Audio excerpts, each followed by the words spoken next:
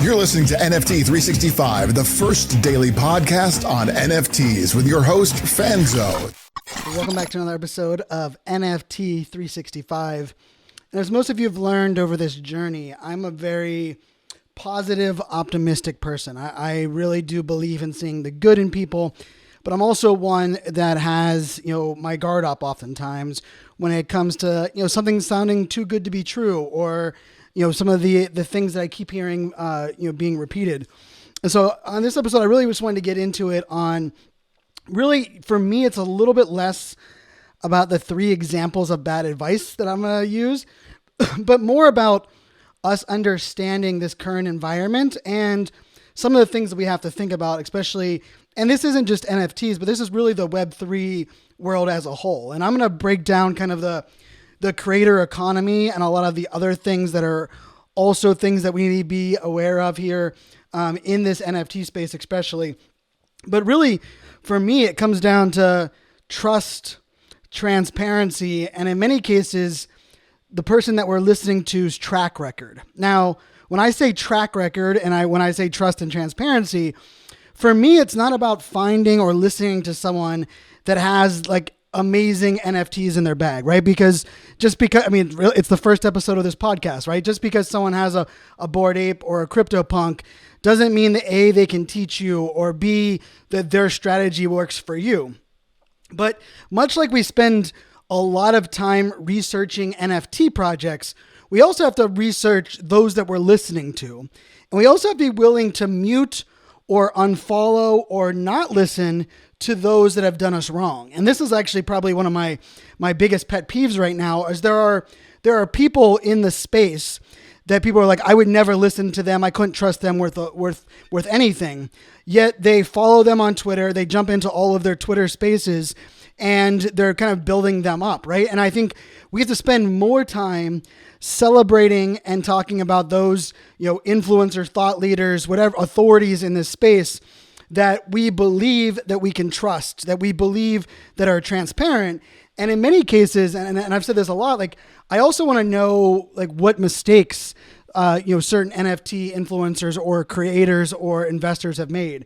And if an NFT investor isn't willing to, like, if they're like, oh, I've made plenty of mistakes, but none of them jump off the top of my head, off the top of my head, I think that's a red flag, right? Because I think you should easily be able to talk about the mistakes you've made, the projects you thought that were going to be good, the times you sold too early. Like for me, I sold Alien Friends way too early. I even got in late and then sold early and still regret that. But I think, understanding that aspect. And then the other part of this is listening for what people aren't saying as much as what they are saying, right? When someone talks about, giving advice about which projects to get into or the thing that they're most excited to, jumping into. And if you know that their style of investing, right? Are they one that buys 3 NFTs and then sells them to keep one? Are they one that likes to ape into a project and buy 20 of them? Like whatever that strategy is, you have to look and say, okay, that's their norm. And if they're talking about something, are they going to make those same actions, right? Because, actions speak a lot louder than words. For me, I will say, I watch a lot of influencers' wallets because we have the tech that can do that. And too often what we hear them talking about is not actually what they're backing up with their wallet or their own, strategy. And this also comes into just because someone was great at investing in NFTs in the summer of 2021 doesn't mean they're going to be great at doing it in 2022. And what I mean by that more so than anything else is that we have to really listen for people's advice on how they got to where we're at now, but we have to skate where the puck is going. Remember that Wayne Gretzky quote, right? So just because someone has a really great track record doesn't mean that they're also going to be someone that's going to lead you into the future the best, right? So it's about balancing that advice on all sides. So with that being said, let's jump into, I'm going to give you 3 examples of bad advice that I've heard that hopefully we can avoid, or at least we can, try to dissect. The first one is, if you are, you should be delisting or never listing your actual NFTs for sale if you love a project. I've heard that one actually more than once. I've heard people talk about, if you love a project, you should never post it for sale. You should never, sell your NFT project. Now, what I will say about that is the first thing we have to do is we have to stop flip shaming, right? This flip shaming is getting a little bit ridiculous, right? And I don't like if someone is promoting a project and telling people to stay in, yet they're selling all of their NFTs. Like that's not flip shaming. Flip shaming is this idea of telling people how or when or why they should or shouldn't sell, or anyone that lists below this floor price is an idiot, because we don't know people's circumstances. The other thing that we have to remember is that flipping and selling NFTs, especially like flipping up into a NFT, actually benefits the community, because if there is that residual percentage that's going back to the team every time there's a transaction, well, and this is something I do a lot, right? Like where I'll buy 3 of a project, I'll sell 1 to cover my basis, which you can go back and listen to the episode 3x3x3 to listen to this full strategy. But what I'll do is I'll then have 2. And then oftentimes I'll be like, you know what? I really like this one art, or this one speaks to me. I'm going to sell these 2 so that I can buy this one that is at a higher price, right? Like, so understanding like kind of like some of those mechanics. The other thing is there are some times where you're going to want to buy a lot of an NFT because, hey, you want to really support. But then you want to sell parts of that so that you can actually increase the reason that you're holding that and increase your own liquidity, right? Like people making decisions for their own liquidity should not be shamed, should not be looked down upon. And the last part about it is you never know what someone might be willing to pay unless you put it out there. Now I'll give you this is a little bit secret of mine. If you see my NFTs listed for 3.9 or 9.3 ETH, those are ones that I'm like, hey, I have no plans on selling that anytime soon. But if someone offered me that amount, I'd be willing to sell it because I know I can spend more money now going in and maybe sweeping the floor or going back into that project. And I will tell you, there are some projects that I bought 8 of the mint. Once the art revealed, I'm going to sell 6 of them, but I'm going to use my profits from those 6 to buy 2 of my favorite ones in that collection. So I think we just have to be very careful on this, on the flip shaming. I also noticed there's a lot of flip shaming from people that are project founders, but those project founders in their personal life, all they do is flip. And it's like, they're like, please don't flip my project now that I'm the founder, even though I'm the one that does that on a regular basis. To me, it's talking out both sides of their mouth. That's a massive red flag for me. All right. Number 2.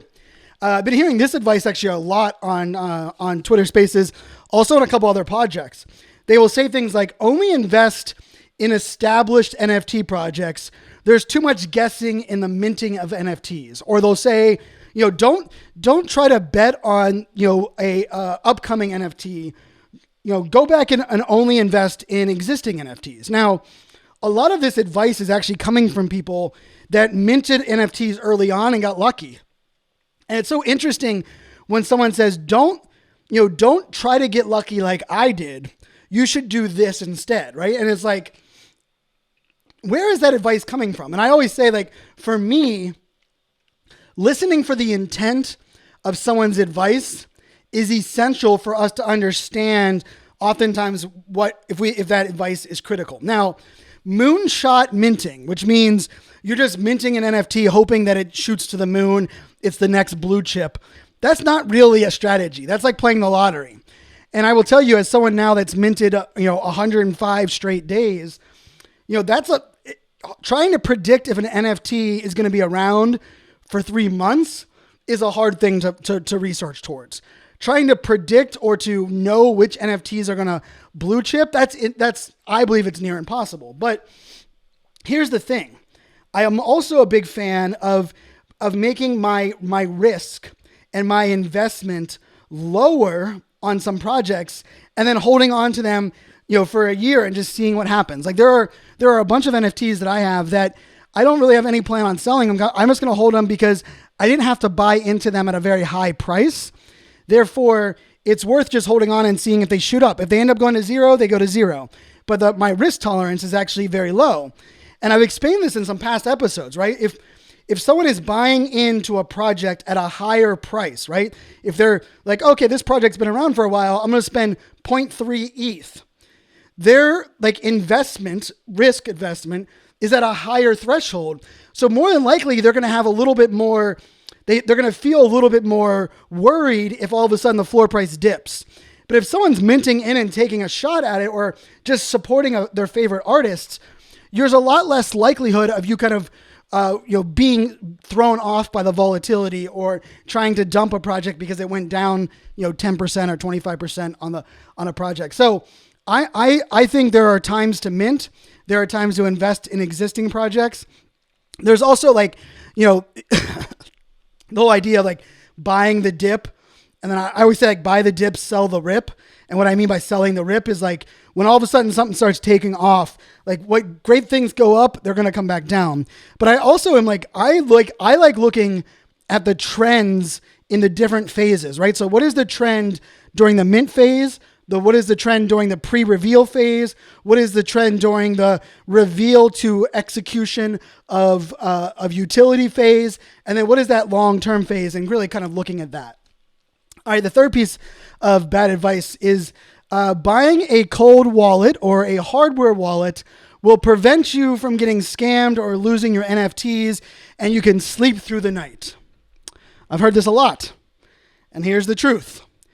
Just because something is stored on a hardware wallet or a cold wallet does not mean that they are 100% secure. And giving someone false sense of security to me is, man, it's like a pet peeve of mine. Because here's the thing. We have to really balance risk versus reward. And we also have to realize that security for security's sake does nobody any benefits, right? So like if you're someone that if you like to flip your NFTs a lot and move them around a lot, you using a hardware wallet and having to pay extra gas to either mint them in there, to move them in there, or move them back and forth, doesn't make any sense for your total investment. The other thing is if you're only buying an NFT once a month or twice a month maybe, and you're not connecting to a lot of websites, then having a cold wallet or a hardware wallet really doesn't protect that much of things. It might protect you from, for someone, you giving away your seed phrase, but it's not going to protect you from all things everywhere. And so we also have to remember that like, if I'm adding extra security, how many times am I going to get frustrated and might have to work around my own security, right? So I like that whole like keep it simple, stupid method, right? For KISS, KISS, keep it simple, stupid. I like keeping it simple, right? So if I want to mitigate my risk, I'm going to take I'm going to have a wallet that I'm going to mint with, and then a different wallet that I'm going to store my NFT. But it doesn't mean that wallet actually has to be one that is a hardware wallet, right? You could have multiple hot wallets and one of them that you don't access very often at all that can be just as secure as having a hardware wallet, right? And the other thing about a hardware wallet to remember is, I was telling someone this the other day, they're like, well, Brian, now I have nothing to worry about. And I was like, well, heaven forbid if my house burnt down, the thing I can pretty much guarantee that's coming out the door with me is my phone, which will have my wallet stored on it, right? The thing that I might not guarantee is that I might not be able to get my hardware wallet out of my security box or from my desk. And the other piece of this is like, what's the chance of me losing that actual hardware wallet versus me forgetting a password or giving away the seed phrase, right? So I'm all for kind of like that risk versus reward and understanding that balance when it comes to NFTs. The last thing I want to just share, and when it comes to like bad advice, is that there are some people that are just, they're looking for like their next, their next, opportunity for fame or fortune, right? There are a lot of people that are going to speak on panels and going to these different events that if you ask them like what NFTs they've bought, they probably haven't bought that many. If you ask them what projects they've advised on, they might be able to say they've advised on a bunch of projects, but it might be because they just were brought in and given a free whitelist spot. And so this happens in every space, right? There are a lot of people that will claim to be an expert or an evangelist or NFT thought leader, and maybe they have friends in the right places, or maybe they're the ones they're willing to spend out of their own pocket to go fly to all these events, and all of a sudden they're on all these stages, or maybe they're just one that kisses ass really well, and they get promoted a lot by others in the NFT space. Here's the truth: those people will come and go. The people that are building a brand, a personal brand, built on trust, built on authority, built on, don't just, listen to what I say, but watch what I do. Those are the people to stick around with. And I will tell you, I work really hard at giving people a benefit of the doubt. But if you screw me over or screw someone else over or take advantage of someone one time, you're done. Okay, that's it. Now, I've said before, I'm willing to give people a second chance. But I'm going to go from trusting you to now you have to earn my trust back, right? And I think that's kind of some of this balance. And I will say, we get a ton of requests right now for the podcast, for people to come on the podcast. And there are some people that I just will not put on the podcast as a guest. There are some projects that I will not put on the podcast.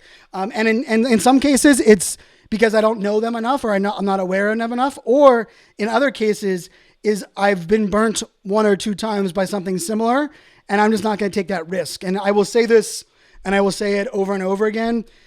This is for the flip side of this, right? No NFT project, no brand sponsorship, no connection with an influencer is worth jeopardizing or losing the trust you have with your audience. I don't care how much money it is. And if you remember that, and you remember that on what other people are doing, if people are willing to sell out to their audience for 2 ETH, what else are they willing to do? What else are they willing to say or not do? We have to be very aware of those that are willing to do that. Now, here's the flip of this.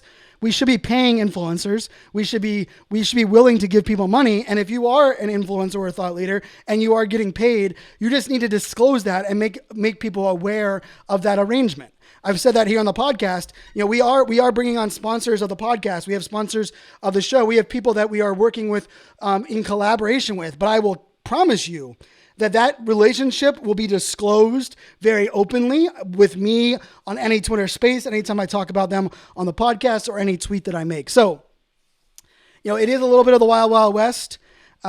We have to kind of decide who we trust, who we are willing to, spend our time listening to.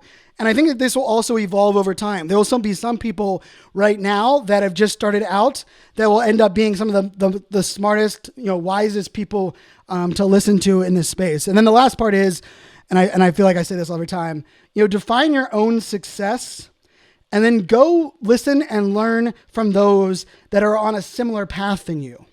It's really easy for us to want to listen to someone that is, has 500 or 1,000 NFTs in their bag.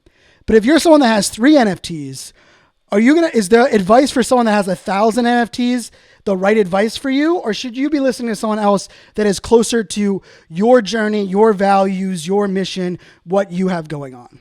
So I hope that helped. Try to keep a positive spin on bad advice or worst advice. Let me know on Twitter. Jump over to our Discord, on Instagram stories, or anywhere that we're at. Let us know, what's the worst advice you've heard given in the NFT space. And maybe I'll do a part 2 of this episode, and I'll bring in some of the bad advice that many of you have heard. But until tomorrow, my friends, make it a good one. Cheers. All right, video friends. I mean, they always say there's no bad questions. I think that for me, bad questions are usually questions where you don't have to worry about, you're asking for a finite answer, and Google can answer that for you. And that's kind of like when it comes to bad advice. There are a lot of bad advice out there, but bad advice does not become a problem unless you're willing to take people's bad advice just based simply on the advice that they're giving. And I think, to me, that's a big, soapbox of mine. And it's a lesson I've had to learn the hard way. So, hey, to each their own, right? Cheers, my friends. Make it a good one.